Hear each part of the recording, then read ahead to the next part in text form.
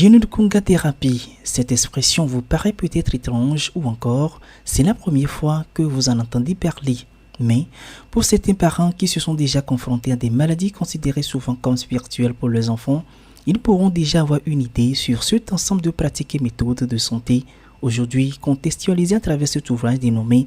An Introduction into Génikunga Therapy Basis. À travers ces 8 chapitres, ce document met à la disposition notamment des parents les éléments de base pouvant les aider à assister leurs enfants souffrant de l'autisme, qui est une maladie mentale non seulement jusque-là inguérissable, mais aussi dont les causes sont souvent inconnues des scientifiques.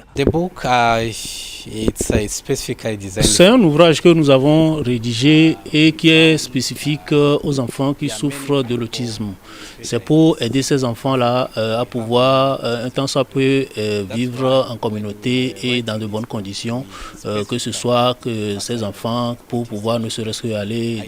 aller aux toilettes, aller rester en communauté, c'est-à-dire par exemple les amener à l'église, à l'école, qu'ils soient tranquilles, ne pas être trop agités et également suivre tranquillement tout ce qui se passe autour d'eux, être un peu mieux concentrés. Loin de jeter du discrédit sur la médecine conventionnelle, ce document vient plutôt en complément aux pratiques de cette dernière afin de permettre aux patients une progression rapide et efficace de l'amélioration de leur état de santé. Ce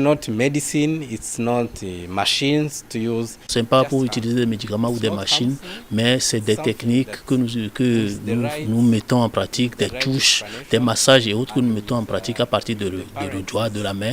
et que nous appliquons. Donc il faudra appliquer donc à ces enfants-là pour pouvoir les amener à pouvoir être soulagés de leur mal.